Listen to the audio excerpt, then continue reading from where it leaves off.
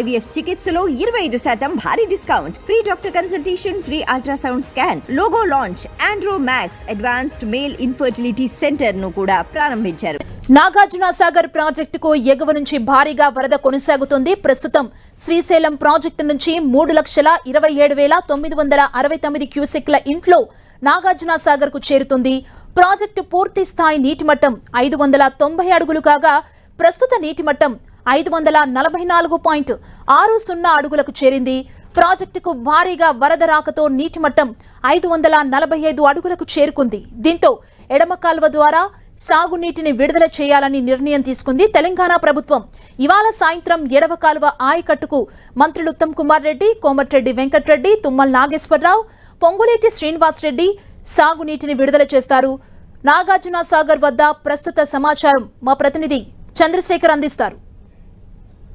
తెలుగు రాష్ట్రాల వరప్రదాయంగా ఉన్నటువంటి నాగార్జున సాగర్కు ఎగువ నుంచి భారీగా వరద నీరు వచ్చేరుతా ఉంది. ఇటు శ్రీశైలంలో 10 క్రస్ట్ గేట్లు ఎత్తడంతో దాదాపు 4 లక్షల క్యూసెక్కుల నీరు ఇటు నాగార్జున సాగర్కి ప్రాజెక్టుకి వచ్చి చేరుతున్న పరిస్థితి అయితే కనిపిస్తూ ఉంది. ప్రస్తుతం ఇంట్లో చూసుకున్నట్లయితే 3,27,969 క్యూసెక్కులు ఇంట్లోగా వస్తుంది. అదేవిధంగా అవుట్ఫ్లోకి సంబంధించి ఇటు విద్యుత్ ఉత్పత్తి కావచ్చు, SLBC కావచ్చు, వీటన్నిటి అవసరాలనైతే ఇటు 30,747 క్యూసెక్కుల నీరు అవుట్ఫ్లోగా వెళ్తున్న పరిస్థితి కనిపిస్తూ ఉంది. ప్రస్తుతం నీటి మట్టం 545 అడుగులకు చేరుకుంది. పూర్తిస్థాయి నీటి మట్టం 590 అడుగులు ఉంటే 545 అడుగులకు అంటే మనం ఏదైతే క్రస్ట్ గేట్లకి సంబంధించిన టచ్ అనేది అంటే క్రస్ట్ గేట్ల వరకు కూడా నీటి మట్టం అనేది చేరుకున్న పరిస్థితి కనిపిస్తూ ఉంది. పూర్తి నీటి నిల్వ సామర్థ్యం 312.5050 TMCలు అయితే ప్రస్తుతం నీటి నిల్వ 198.045 TMCల నీరు ప్రస్తుతం అయితే ప్రాజెక్టుకు చేరుకున్న పరిస్థితి కనిపిస్తూ ఉంది. అయితే ప్రస్తుత ఉధృతి చూస్తే రోజు రోజుకి ఇటు శ్రీశైలం నుంచి కూడా ఎగువన ఉన్న ప్రాజెక్టులన్నీ కూడా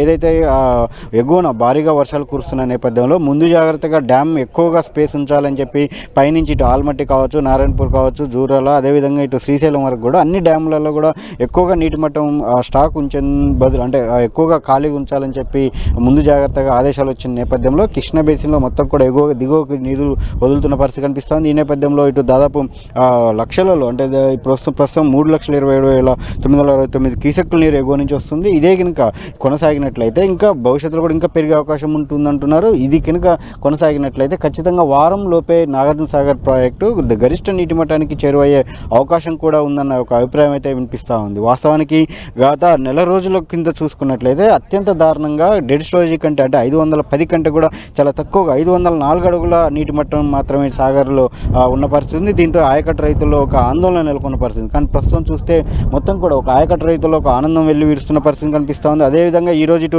నాగార్జున సాగర్ ఎడమ కాలువకి ఇటు సాయంత్రం 4 గంటల సమయంలో నీటిని విడుదల చేయనున్నారు. ఇటు తెలంగాణకు మొత్తం 4 మంత్రులు, స్థానిక ఎమ్మెల్యేలు అందరూ కూడా ప్రత్యేక హెలికాప్టర్లో హైదరాబాద్ నుంచి వచ్చి ఇక్కడికి చేరుకొని ఎడమ కాలువ రెగ్యులేటర్ వద్ద ఎడమ కాలువకి నీటిని విడుదల చేయనున్నారు. సాగునీటికి సంబంధించి అంటే ఇప్పటికే ఇటు రైతులు ప్రస్తుత వాతావరణాన్ని చూసుకొని అదేవిధంగా ఎగువ నుంచి సాగర్కి భారీగా వరద ప్రారంభమైన నేపథ్యంలో ఖచ్చితంగా ఈసారి సాగునీరు విడుదల అనేది జరుగుతుందన్న ఒక నమ్మకం ఏర్పడటంతో సాగు పనులు అయితే ప్రారంభించిన పరిస్థితి కనిపిస్తూ ఉంది.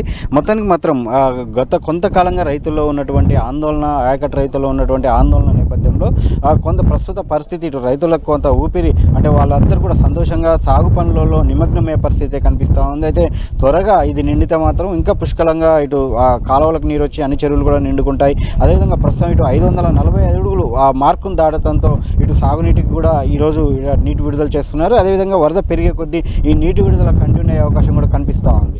ఇది ప్రస్తుతం నాగార్జున సాగర్ వద్ద ఉన్న తాజా పరిస్థితి. కెమెరా పర్సన్ వెంకన్నతో చంద్రశేఖర్, 10 TV, నల్గొండ.